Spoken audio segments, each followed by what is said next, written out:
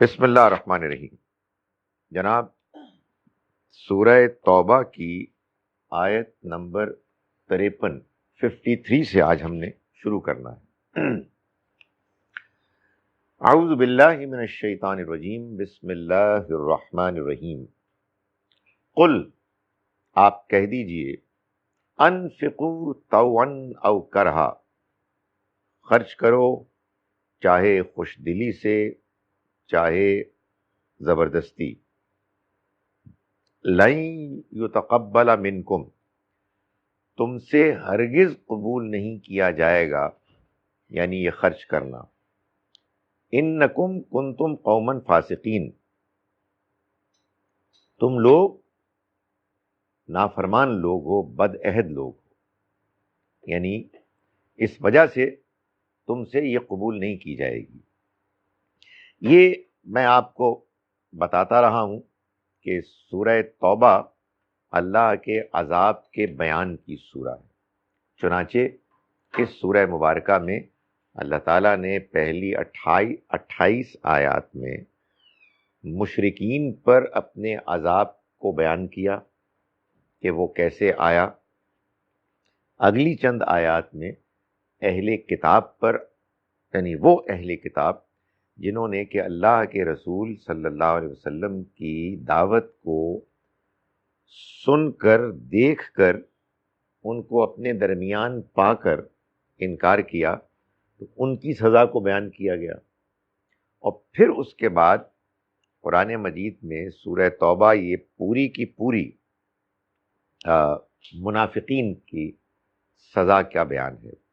منافقین کی سزا یعنی ان میں سے بعض کو ایکسپوز کیا گیا، ان کے مختلف معاملات ہیں جن کو ڈسکرائب کیا گیا، اور یہ بتا دیا کہ یہ مسلمانوں سے الگ ہیں۔ تو یہ اب ان منافقین ہی کا ذکر چل رہا ہے۔ ہم پچھلی آیات میں یہ دیکھ آئے ہیں کہ اللہ نے منافقین کو مسلمانوں سے، سچے پکے مومنین سے الگ کرنے کے لیے یہ اہتمام ارینجمنٹ بھی کی کہ غزوہ تبوک کا اعلان کر دیا کہ اس کے لیے سب مسلمان مردوں کو جو جسمانی طور پر اس قابل ہیں اور جن کے پاس جانے کا بندوبست بھی ہے، وہ لازماً نکلیں۔ ان کے لیے نہ جانے کا کوئی عذر، ایکسکیوز قبول نہیں کیا جائے گا۔ تو اس کا ظاہر کہ مطلب یہی تھا کہ جو واقعی اہل ایمان ہیں وہ جائیں گے، اور جو دل میں ایمان نہیں رکھتے وہ نہیں جائیں گے۔ چنانچہ یہی ہوا، کچھ ایکسیپشنز کے علاوہ۔ وہ ایکسیپشنز کیا تھیں وہ آگے آ رہی ہیں۔ تو پھر جب وہ مسلمان واپس آئے تو آبویسلی یہ بات بالکل واضح ہوگی کہ یہ لوگ جو نہیں گئے تھے یہ منافق ہیں۔ لیکن منافق کوئی اتنی جلدی تو نہیں پکڑے جانے والے ہو سکتے۔ منافق میں اور ایک مومن میں فرق یہی ہوتا ہے، چاہے مومن کمزوری کیوں نہ ہو، کہ جب اس سے غلطی ہو گئی تو مان لیتا ہے۔ جو منافق ہوتا ہے وہ اپنی غلطی کو جسٹیفائی کرتا ہے۔ اس لیے بڑی پریشانی ہوتی ہے آنیسٹلی کہ مسلمان وہ غلط کام کریں اور پھر جسٹیفائی کریں اور بیانات دیں۔ اس لیے مجھے ہمیشہ بڑی پریشانی ہوتی ہے سیاست سے کہ کیا چکر ہے یار، خدا کا خوف کرو یار، غلطی ہو گئی۔ سو یہاں بھی یہی صورتحال ہے کہ واپس آئے تو پکڑے گئے، ایل بی ڈبلیو ہو گئے کہ بھائی آپ نے جانے سے انکار کر دیا، مگر وہ کوئی آسانی سے پکڑے جانے والے تو نہیں تھے۔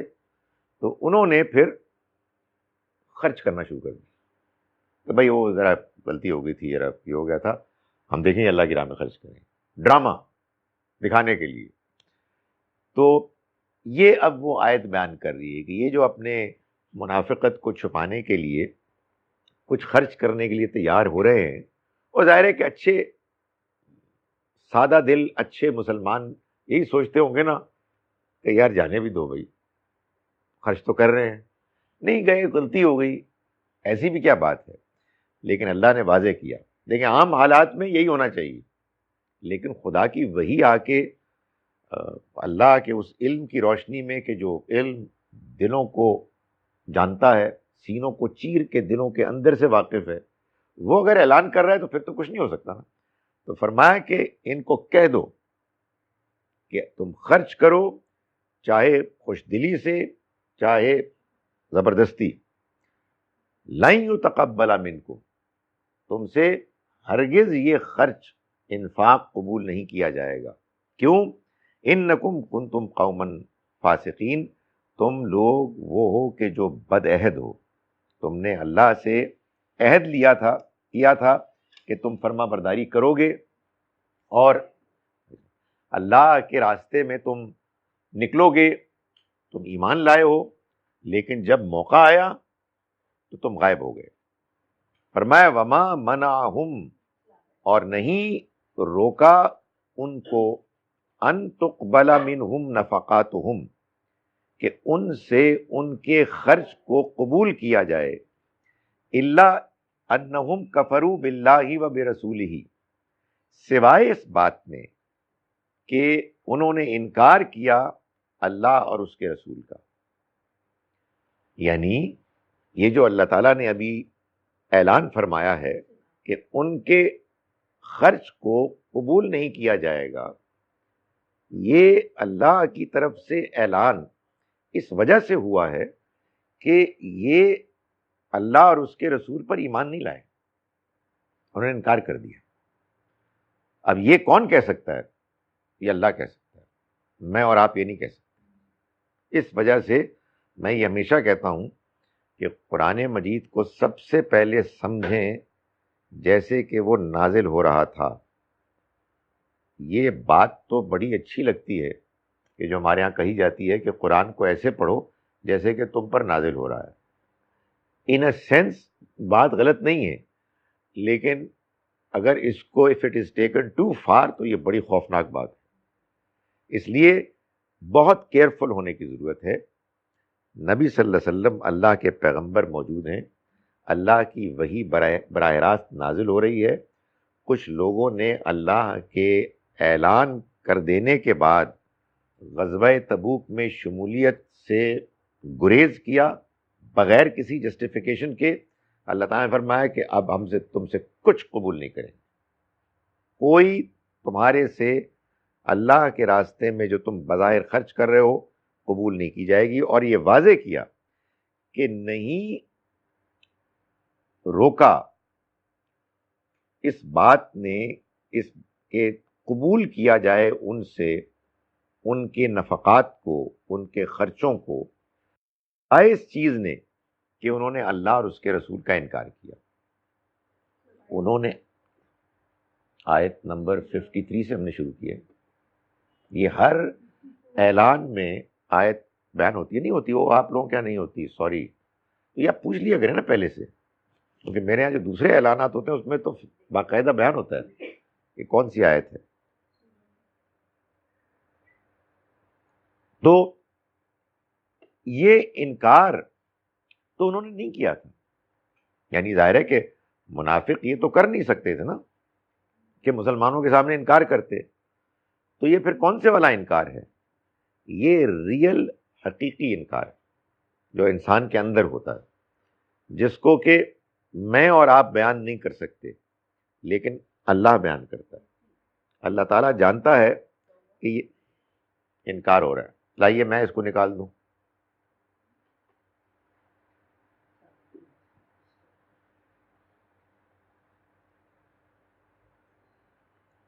یہ جو انکار ہے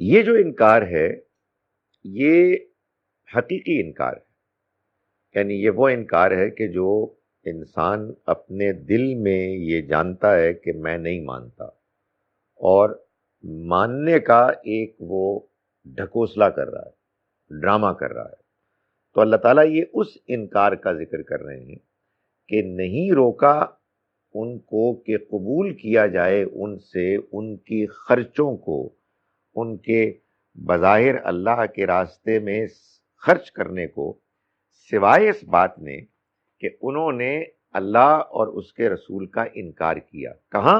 دل میں۔ زبان سے تو کر ہی نہیں سکتے تھے، اپنے آپ کو مسلمان کہتے تھے۔ اس کا مطلب یہ ہے کہ اصل انکار دل کا انکار ہوتا ہے، اور وہ انکار کیا ہے کہ آدمی کہتا ہے کہ یہ جو باتیں مجھے پیش کی جا رہی ہیں، یہ جو پیغام مجھے دیا جا رہا ہے، میں اس کو نہیں مانتا، میں اس کے ماننے سے اپنے آپ کو دور رکھتا ہوں۔ اور پھر وہ اس کے اعمال میں بھی نظر آنے لگتا ہے، اس کی باڈی لینگویج بھی بتا دیتی ہے۔ ہوتا ہے نا، جب آدمی جھوٹ بول رہا ہوتا ہے اس کی شکل سے معلوم ہوتا ہے جھوٹ بول رہا ہے، اگرچہ کہ ہم کو اس کی بھی اجازت نہیں ہے کہ ہم کسی کو جھوٹا کہیں، اس لیے کہ بہرحال ہمارا علم ظاہر پر ہوتا ہے، ہم کسی کے باطن میں داخل نہیں ہو سکتے۔ ہو سکتا ہے کہ بندہ بہت ہی شریف آدمی ہو اور ویسے ہی نروس ہو گیا ہو، تو آپ کون ہوتے ہیں کسی کو جھوٹا کہنے والے؟ لیکن اللہ اگر خود بیان فرما رہا ہے تو اللہ کا بیان تو حتمی ہے، آخری فیصلہ ہے۔ فرمایا وَلَا يَأْتُونَ الصَّلَاةَ إِلَّا وَهُمْ كُسَالَىٰ، اور وہ نماز کے لیے نہیں آتے مگر مارے باندھے، زبردستی، سستی کے ساتھ۔ وَلَا يُنْفِقُونَ إِلَّا وَهُمْ كَارِهُونَ، اور وہ خرچ نہیں کرتے مگر زبردستی، ریلکٹنٹلی، بد دلی سے، بادر ناخواستہ۔ سو اب اگین یہ میں نہیں کہوں گا، ہم نہیں کہیں گے کہ اگر کوئی نماز کے لیے جاتا ہے تو وہ بے دلی سے جاتا ہے اور خرچ کرتا ہے تو اس کے ہاں ریلکٹنس ہے تو یہ منافق ہے۔ ہمیں پتہ بھی نہیں ہوتا، ہم انکریج کریں گے کہ آپ شوق سے جائیں، ہم انکریج کریں گے کہ اللہ کے راستے میں دل کھول کے خرچ کریں، دل کی آمادگی سے خرچ کریں، اس لیے کہ اللہ نے یہ بتایا ہے کہ وہ لوگ کہ جو بے دلی سے نماز پڑھتے ہیں زبردستی، اور جو لوگ بے دلی سے خرچ کرتے ہیں وہ اصل میں منافق ہوتے ہیں۔ تو آئیں ہم اپنے آپ کو منافقت سے بچائیں۔ بڑا فرق ہوتا ہے اصل میں، آپ جملے کیسے بولتے ہیں۔ اگر تم منافق ہو، تم نماز ٹھیک طرح سے نہیں پڑھے تو بندہ کہے گا ٹھیک ہے میں منافق ہوں، بڑی مہربانی آپ کی، اب میں جا رہا ہوں۔ سو یہ قرآن نے کب بیان کیا ہے؟ بالکل آخر میں، جب ان کے بارے میں فیصلہ آ گیا ہے۔ پہلے قرآن مجید نے بھی منافقین کے معاملے میں مسلمانوں کو نرمی کا سلوک کرنے کے لیے کہا، ان کو انکریج کرنے کے لیے کہا، تاکہ ان میں سے جو اچھے لوگ ہیں وہ نکل آئیں۔ یہ بالکل آخری موقع کی بات ہے جب اللہ تعالیٰ ان کو ایکسپوز کر رہے ہیں۔ فرمایا فَلَا تُعْجِبْكَ أَمْوَالُهُمْ وَلَا أَوْلَادُهُمْ، تو تمہیں ان کا مال اور ان کی اولاد متاثر نہ کرے، یعنی تم ان سے امپریس نہ ہو، ان کو کوئی اہمیت نہ دو۔ یہ ہوتا ہے انسان کے ساتھ، خاص طور پر کمزور لوگوں کے ساتھ، کہ آدمی کہتا ہے کہ یار سچائی ہمارے پاس، وحی کا علم ہمارے پاس، پیغمبر ہمارے درمیان، اور کھاتے پیتے یہ، کھانا ان کا اچھا، لباس ان کا اچھا، سواری ان کی اچھی، تو یہ کیا چکر ہے؟ کہیں ایسا تو نہیں ہے کہ ہم اپنے آپ کو دھوکہ دے رہے ہیں؟ تو یہ کمزور لوگوں کے اندر یہ سوال پیدا ہوتا ہے۔ تو اللہ تعالیٰ نے فرمایا کہ دیکھو تمہیں ان کا مال اور ان کی اولاد متاثر نہ کرے، یعنی تم اس سے امپریس نہ ہو۔ انما یرید اللہ لیعذبہم بہا، اللہ تو چاہتا ہے کہ وہ انہیں عذاب دے اسی کے ذریعے سے، انہی کے ذریعے سے، فی الحیات الدنیا، دنیا کی زندگی میں، وتزہق انفسہم، اور ان کی جانیں جائیں، جانیں نکلیں، وہم کافرون، کفر کی حالت، یعنی یہ اگر ان کے پاس نہ ہو، ان کے حالات مشکل ہوں، تو شاید یہ بات کو سمجھنے کی طرف مائل ہوں کہ پتہ نہیں کیا غلطی ہو گئی. لیکن اب صورتحال یہ ہے کہ یہ غلط کام کر رہے ہیں، یہ فراڈ کر رہے ہیں، خدا کے پیغمبر کو دھوکہ دے رہے ہیں، مانتے نہیں ہیں لیکن ماننے کا ڈرامہ کر رہے ہیں اور کامیاب ہیں. اس کے بعد اب ان کے لیے ایمان لانے کا امکان ختم ہو گیا. اللہ یہی چاہتا ہے، اللہ یہی چاہتا ہے سے مراد یہی نہیں کہ اللہ تعالیٰ ایسے ہی سب کے لیے چاہتا ہے. یہ اصل میں بیان ہے اسی بات کا کہ جو بات قرآن مجید میں بار بار بیان ہوئی ہے کہ جس کو ہم کہتے ہیں اس کا قانون ہدایت. یعنی اللہ اس دنیا میں انسانوں کو ہدایت دیتا ہے اور گمراہ کرتا ہے. کن کو؟ جو ہدایت کا شوق رکھتے ہیں، جو ہدایت کے طالب ہیں، جو ہدایت کے راستے میں جو رکاوٹیں ہیں ان کو فیس کرنے کے لیے تیار ہیں، ہدایت کے تقاضوں کو پورا کرنے کے لیے تیار ہیں. اللہ ان کو ہدایت دیتا ہے، راستے ہموار کرتا ہے. اور جو ہدایت نہیں چاہتے، انہیں کوئی دلچسپی نہیں، ان کو بھی موقع دیتا ہے آنکھیں کھولنے کے لیے، بات سمجھنے کے لیے. لیکن دھیرے دھیرے دھیرے وہ اپنے غلط رویوں کے نتیجے میں ہدایت ملنے کی توفیق سے محروم ہوتے جاتے ہیں، یہاں تک کہ وہ وقت آتا ہے کہ جب اللہ یہ فیصلہ کرتا ہے کہ اب میں ان کو ہدایت نہیں دوں گا، اور کہتا ہے کہ ختم اللہ علی قلوبہم، اللہ نے ان کے دلوں پر مہر کر دی. اور وہ کہتا ہے کہ سمم بکمن عمیون فہم لا یرجعون، یہ بہرے گونگے اندھے ہیں، یہ نہیں لوٹیں گے. یہ کون ہے؟ نہ میں جانتا ہوں نہ آپ جانتے ہیں. مجھے پریشانی ہونی چاہیے اپنے بارے میں کہ کہیں میں نہ ہوں، آپ کو پریشانی ہونی چاہیے اپنے بارے میں کہ کہیں آپ نہ ہوں. آپ مجھے اس کا تانا نہ دیں، میں آپ کو اس کا تانا نہ دوں. پتہ ہے کیا؟ دینا شروع کریں گے تو کہیں ایسا نہ ہو کہ آپ لپیٹ میں آ جائیں. اس لیے اپنے آپ کو ہمبل رکھنا چاہیے. یہ وحی الہی کہہ رہی ہے، یہ خدا کا فیصلہ ہے جو سنایا جا رہا ہے، اور خدا کا فیصلہ اٹل ہوتا ہے علم کی بنیاد پر، کمپلیٹ نالج کی بنیاد پر. تو اللہ تعالیٰ یہ فرما رہے ہیں کہ اب یہ اس سٹیج سے آگے نکل چکے ہیں. ہم نے ان کو بہت موقع دیے، ہم نے ان کو سمجھنے سنورنے کے بڑے امکانات دیے، لیکن انہوں نے ہر موقع کو ٹھکرایا. ایک اور بھی میں اپنی تھیوری پیش کر رہا ہوں، ناپسند آئے تو واپس مجھے کر دیں.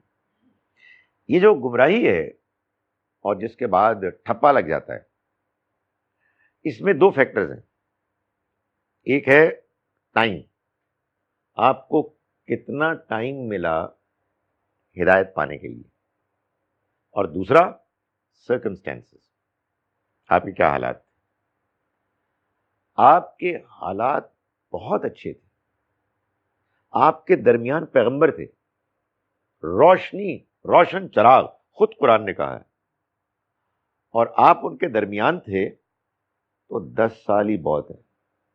اگر آپ کو 10 سال تک سورج نظر نہیں آیا، پھر آپ کو 1000 سال میں بھی نظر نہیں آئے گا. خدا تعالیٰ فیصلہ کر دیتا ہے.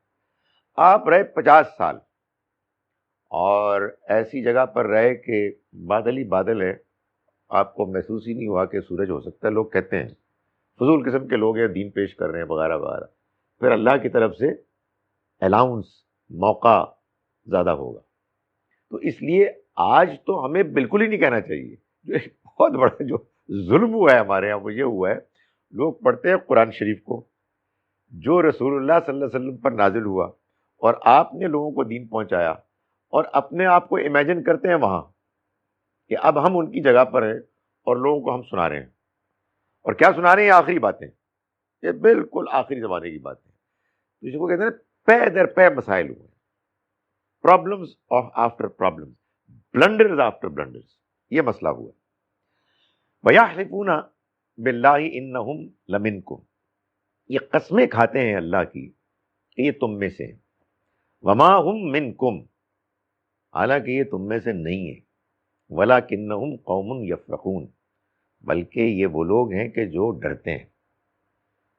ڈرتے ہیں یعنی ان کو معلوم ہے کہ مشرک مارے جا رہے ہیں، اہل کتاب کے خلاف لڑائی کا حکم دے دیا گیا ہے، تو اگر انہوں نے بھی اعلان کر دیا تو یہ مارے جائیں گے. تو یہ ڈرتے ہیں اور تمہارے ساتھ شامل ہو گئے ہیں کہ اگر انہوں نے اپنے مسلمان نہ ہونے کا اعلان کر دیا تو مارے جائیں گے، تو اس لیے ڈر کے مارے تمہارے ساتھ شامل ہیں.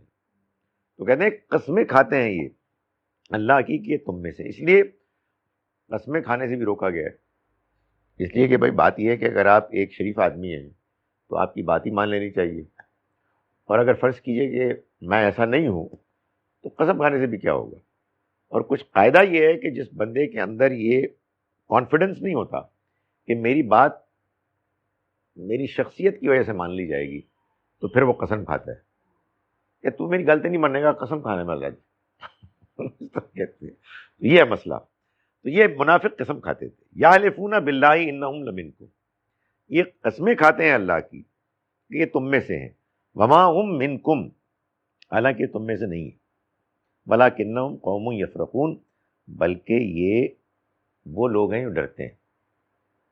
لو یجدون ملجأ او مغارات او مدخلا لولوا الیہ وہم یجمحون، اگر انہیں کوئی ٹھکانہ ملتا یا کوئی غار میسر آ جاتی یا کوئی گھسنے کے لیے اور کوئی جگہ مل جاتی تو لولوا الیہ، یہ لپک کر جاتے، بھاگ کر جاتے اس کی طرف، وہم یجمحون، رسیاں توڑا کے. جیسے یہ وہ نقشہ پیش کیا گیا جیسے کوئی جانوروں کا پکڑا ہوا ہے، رسیاں توڑا کے بھاگتے اگر انہیں کوئی جگہ ملتی. اس جگہ ہی کوئی نہیں مل رہی. وہ محسوس کر رہے ہیں کہ اگر وہ اعلان کیا، دل کی بات کو بیان کیا تو مارے جائیں گے. اس لیے آرام کر کے چپ کر کے انہ دن نال بہ جاؤ، یہ نمازاں پڑھو. پھر اتنی مشکل چیز نہیں ہے نماز پڑھنی، زیادہ زبردستی ہوتی ہے. فجر کی نماز میں تھوڑی سی پرابلم ہوتی ہے تو ٹھیک ہے چلے جائیں گے یار، لیکن وہ کام زیادہ مشکل ہے. وہ یہ ان کی یہ کیلکولیشن ہوتی تھی کہ یہ اب ان میں سے کون سی مشکل چھوٹی مشکل ہے. وَمِنْهُمْ مَنْ يَلْزِمُكَ مِنَ الصَّدَقَاتِ، لیکن بھائی وہ جو اندر کی بات ہے وہ چھپتی تو نہیں ہے، وہ تو آدمی سے قدم قدم پر نکلتی ہے. آپ کب تک ڈرامہ کریں گے؟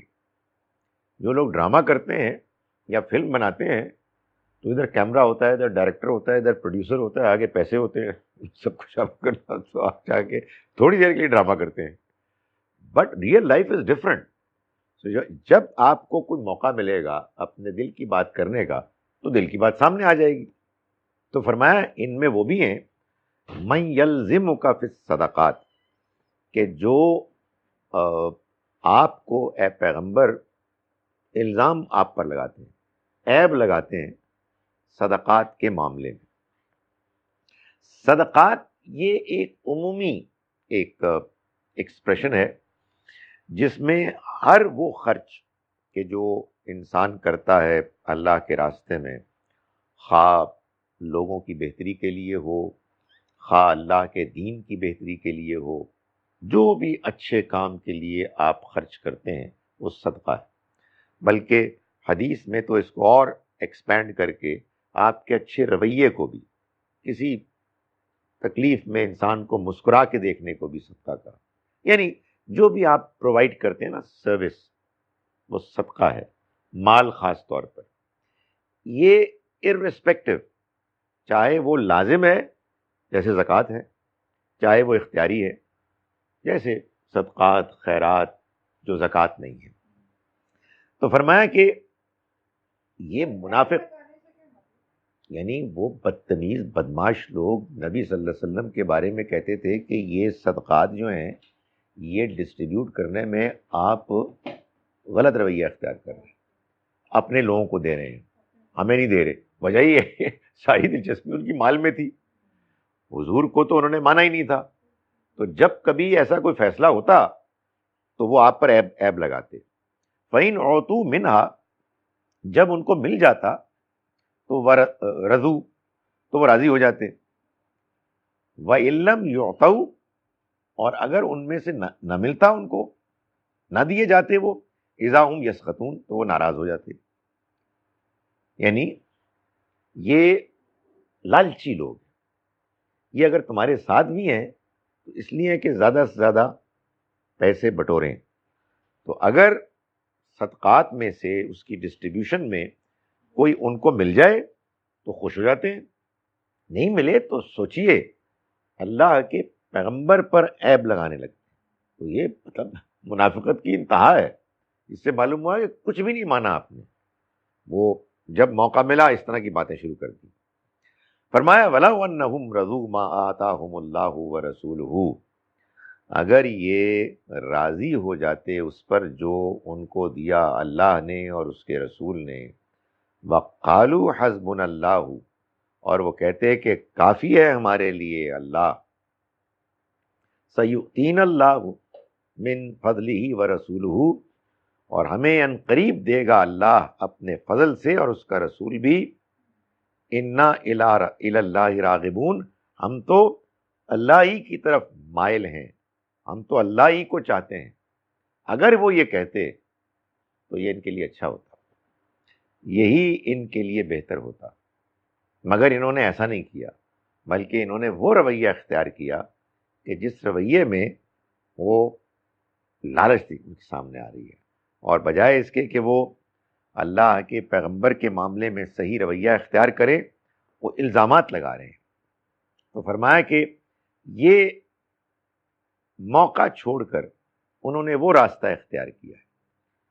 فرمایا کہ انما الصدقات، یہ صدقات تو للفقراء والمساکین، فقیروں کے لیے ہیں، مسکینوں کے لیے ہیں، والعاملین علیہا، اور ان کے لیے کہ جو ان کاموں پر مامور ہیں، جو ورکرز ہیں، زکوٰۃ صدقات کلیکٹ کر کے ڈسٹریبیوٹ کرنے والے. والمؤلفۃ قلوبہم، اور دلوں کی تالیف کے لیے، قریب لانے کے لیے خرچ کیے جاتے ہیں. وفی الرقاب، اور گردنوں کے چھڑانے کے لیے، غلاموں کو آزاد کرنے کے لیے. والغارمین، اور ان لوگوں کے لیے کہ جو اچانک نقصان سے دوچار ہو گئے، تاوان زدہ لوگ. وفی سبیل اللہ، اور اللہ کے راستے میں خرچ کرنے کے لیے. وابن السبیل، اور مسافروں کے لیے. فریضۃ من اللہ، یہ اللہ کا مقرر کردہ فریضہ ہے. واللہ علیم حکیم، اور اللہ جاننے والا، حکمت والا ہے. یہ اب آیت میں اللہ تعالیٰ نے ان منافقین کو بتا دیا کہ تم ہمارے پیغمبر پر کیا الزام لگا رہے ہو. تمہیں معلوم ہونا چاہیے کہ یہ جو صدقات ہوتے ہیں یہ تو یہاں خرچ ہوتے ہیں. تو تم دیکھ لو کیا ان مدات میں ان جگہوں پر کیا خرچ نہیں ہو رہے. یہی کام کرنا چاہیے تھا اور یہی کام ہمارے پیغمبر کر رہے ہیں. تو پھر تمہارا الزام کیا ہے؟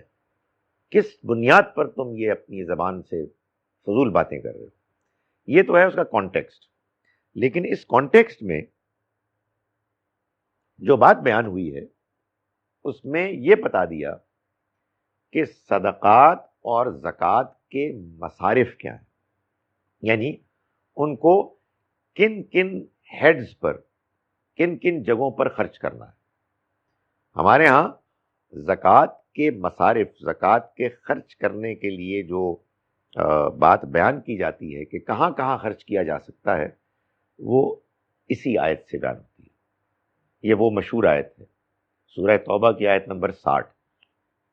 اس میں ایک دلچسپ بات تو یہ ہے کہ یہاں زکوٰۃ کا ذکر ہی نہیں ہے بلکہ صدقات کا ذکر ہے. وجہ کیا ہے؟ وجہ میں بتا چکا ہوں کہ صدقات ہیں اللہ کے راستے میں خرچ کرنا، چاہے آپ والنٹیرلی کریں، چاہے یہ آپ کے لیے آبلیگیشن ہو، لازم. تو معلوم یہ ہوا کہ صدقات ایک سپر سیٹ ہے، اس کے اندر ایک سب سیٹ ہے زکوٰۃ. تو جو چیز صدقات کے بارے میں صحیح ہے وہی زکوٰۃ کے بارے میں صحیح. دوسری چیز جو نوٹ کرنے کی ہے وہ یہ ہے کہ یہ صدقات کہاں خرچ کیے جائیں.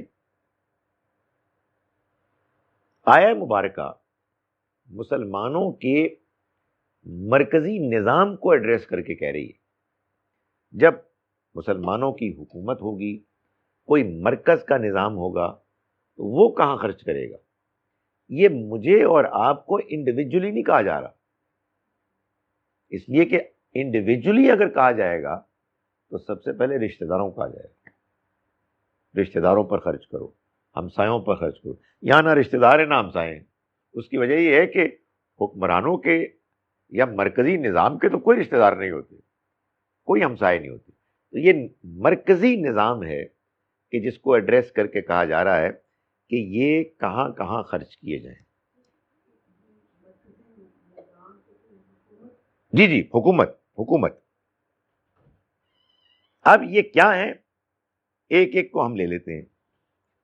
فقراء، فقیر.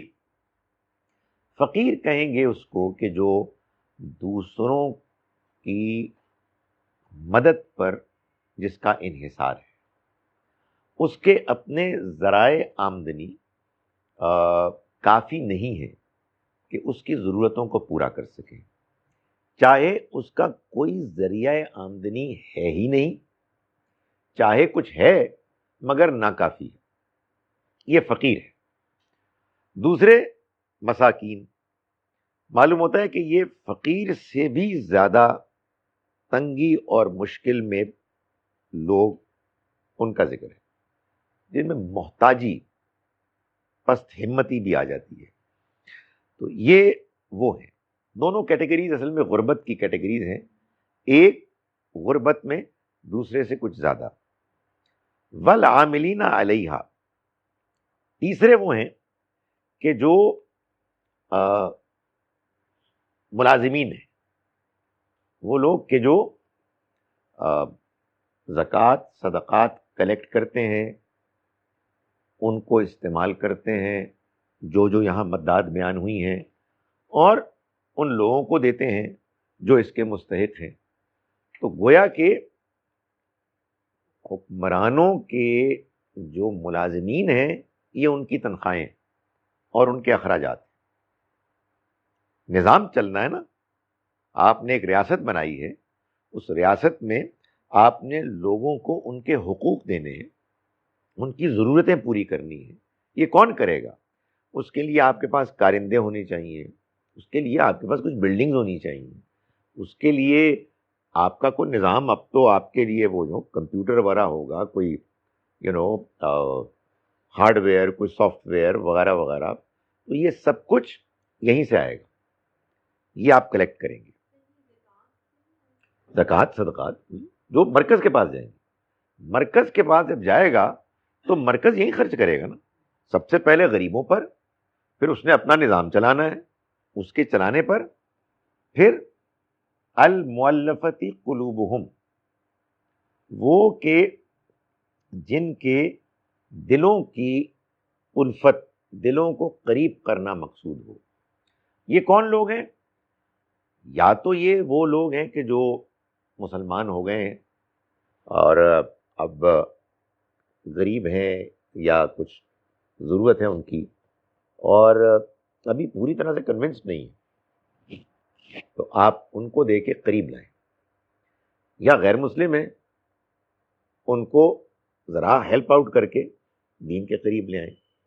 کہنے کا مقصد یہ ہے کہ جو مسلمانوں کے حکمران ہیں، جو صحیح نہج پر اللہ کے بتائے ہوئے راستے کے مطابق حکومت کر رہے ہیں، ان کی، میں اچھے معنوں میں کہہ رہا ہوں، ان کی سیاسی ضرورتوں کے لیے، یعنی ایک اچھی سیاسی ضرورت بھی تو ہوتی ہے نا کہ بھائی یہ ناراض لوگ ہیں، یہ ٹرائب، یہ صوبہ، یہ قوم، یہ ہیں جو ذرا دور ہیں مرکز سے، اس لیے کہ ان کے کچھ گریونسز ہیں، ان پہ بھی خرچ کیا جائے گا تاکہ دل قریب آ جائیں.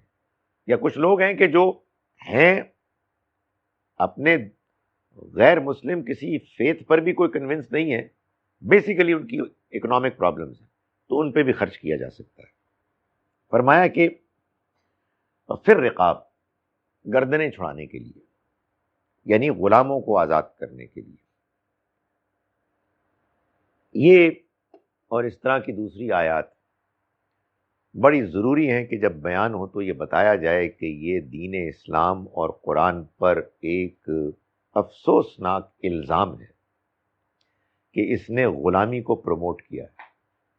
وہ تو قدم قدم پر غلامی کے خاتمے کے لیے تدابیر بیان کر رہا ہے. بھلا وہ کتاب کہ جو یہ کہے کہ یہ جو تم اللہ کے راستے میں خرچ کرتے ہو نا مال، وہ مال میں کہاں کہاں خرچ کرنا چاہیے، ان میں سے ایک ان بیچارے غلاموں اور لونڈیوں کو آزاد کرنے کے لیے. تو آپ کہیں گے ہمارے نظام کا حصہ ہے غلام لونڈی، لا حول ولا قوت، ہرگز نہیں. آزادی کے لیے کہ ایک مسئلہ تھا، غلام لونڈیاں ایک زمانے میں نظام کا حصہ تھیں جب قرآن نازل ہو رہا تھا. پرزنرز آف وار کے لیے کوئی اور ارینجمنٹ تھی ہی نہیں. جب وہ غلام لونڈیاں بن گئے تو اب بھائی ان کو رکھنا ہے نا، ڈھنگ سے رکھنا ہے، ان کے رائٹس کو پروٹیکٹ کرنا ہے اور آہستہ آہستہ ان کو آزاد کرنا ہے. اچانک آزاد کر دیا تو مارے جائیں گے وہ بیچارے. آپ ان کا بھلا کر رہے ہیں اور وہ سڑکوں پہ آ جائیں گے، عورتوں کے ساتھ تو اور بھی برا ہوگا. اس لیے اللہ تعالیٰ نے انتہائی حکیمانہ طریقے سے یہ کیا کہ ایک جانب ان کے حالات احوال درست کیے، بہتر کیے، ان کا سوشل اکنامک سٹیٹس بہتر کیا، اور دوسری جانب مسلمانوں کو انکریج کیا کہ دھیرے دھیرے جہاں جہاں ممکن ہو ان کو آزاد کریں، اور آخر میں جا کے ان کی آزادی کا پروانہ ان کے ہاتھ میں دے دیا.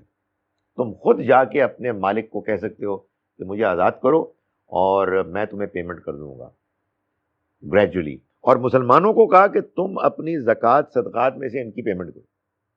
اور دوسری جگہ یہ کہا کہ اب یہ غلام نہیں بنیں گے، پرزنرز آف وار غلام نہیں بنیں گے. تو ختم ہو گئی نا بات. اب یہ آپ کہیں گے کہاں لکھا ہے غلام نہیں بنیں گے؟ لکھا ہی لکھا ہے بھائی. مطلب کہ یہ وہی والی بات ہے، وہ کہتے کتنے لکھا ہے کہ شراب حرام ہے. یار پلیز فار گاڈ سیک، آپ اللہ میاں کے منہ میں اپنی بات ڈالنے کی کوشش نہ کریں کہ اللہ تعالیٰ یہ الفاظ بولیں. اللہ تعالیٰ وہی بول رہا ہے. خدا تعالیٰ یہ بتا رہا ہے کہ غلامی اب نہیں چلے گی، لیکن اس کے بتانے کا طریقہ حکیمانہ ہے جس کو کہ آپ سمجھیں گے تو آپ کو سمجھ میں آ جائے گا. فی سبیل اللہ، اللہ کے راستے میں. اللہ کا راستہ اللہ کے دین کی تبلیغ اور اللہ کے بندوں کی مدد، ان کے حالات ٹھیک کرنا. یہ اللہ کے بندے ہیں جن کی جب آپ مدد کرتے ہیں تو اللہ تعالیٰ کہتا ہے اس کے راستے میں خرچ کرو، تو وہ بھی آپ نے کرنا ہے.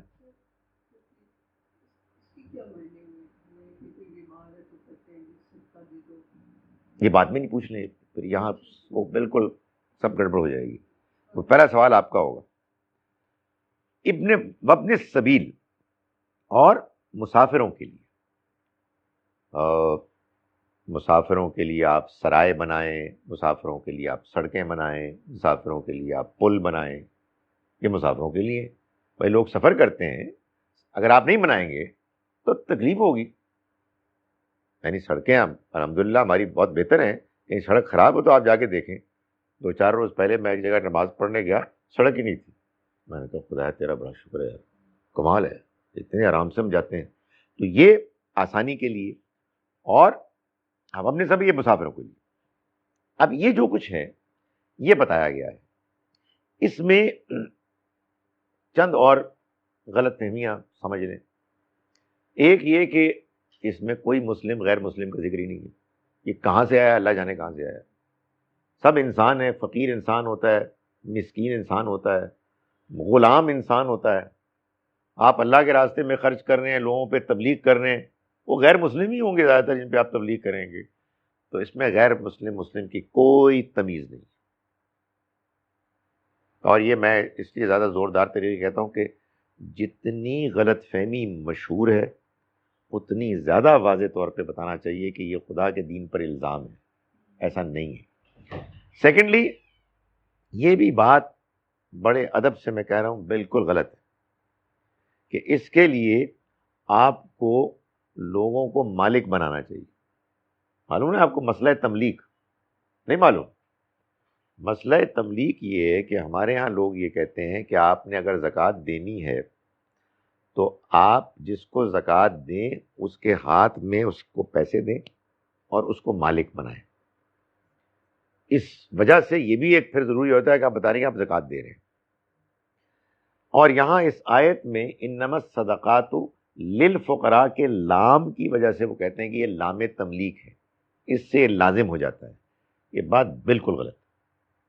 آپ غریبوں کی بہبود کے لیے چاہے ان کو ہاتھ میں پکڑائیں، چاہے ان کے لیے ادارے بنائیں، چاہے ان کے لیے ہسپتال بنائیں، چاہے ان کے لیے اسکول بنائیں، آرفنیجز بنائیں، لنگر چلائیں، دونوں ٹھیک.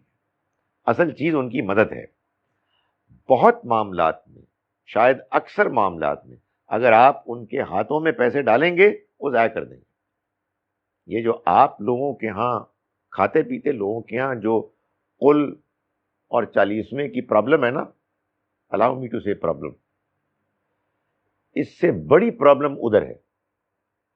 مطلب وہ ساری جمع پونجی ان کی خرچ ہو جاتی ہے. یہ جو آپ کے ہاں کھانے پینے ہوتے ہیں نا، بہت ساری دیگیں بنتی ہیں شادیوں میں، تو آپ تو افورڈ کر لیتے ہیں، وہ قرض لے کے کرتے ہیں. تو آپ ان کو پیسے دیں گے وہ ضائع کر دیں گے، تو کچھ بھی نہیں ہوگا. سو گزارش یہ ہے کہ یہ بالکل غلط بات ہے کہ آپ کو مالک بنانا ہے. نہیں، آپ کو بہبود کے لیے آپ کو ان کے لیے کام کرنا ہے، جیسے مرضی کریں. تو یہ ہے وہ آیت کے جس کے بارے میں کہا جاتا ہے کہ یہ زکوٰۃ کو بیان کرتی ہے، زکوٰۃ کو بھی بیان کرتی ہے، صدقات کو بھی بیان کرتی ہے. اور میں نے گزارش کی کہ یہ اصل میں مسلمانوں کے مرکز کو ہدایت کی گئی ہے. آپ کو اور مجھ کو ذاتی حیثیت میں جب دینی ہوگی تو ہم رشتہ دار دیکھیں گے، یعنی جو ذرا کمتر معاشی طور پر ہیں ان کی مدد کریں گے، ہمسایوں کی مدد کریں گے جن کو ہم جانتے ہیں. فرمایا وَمِنْهُمُ الَّذِينَ يُؤْذُونَ النَّبِيَّ وَيَقُولُونَ هُوَ أُذُنٌ. یہ دیکھیں یہ قرآن یہ کرتا ہے. ایک لمبا مضمون میں نے بھی بیان تقریر جھاڑ دی کہ زکوٰۃ صدقات میں کیا ہوتا ہے. بات کیا ہو رہی تھی؟ منافقوں کی. اصل مضمون ہے منافقت، منافقوں کو ایکسپوز کرنا.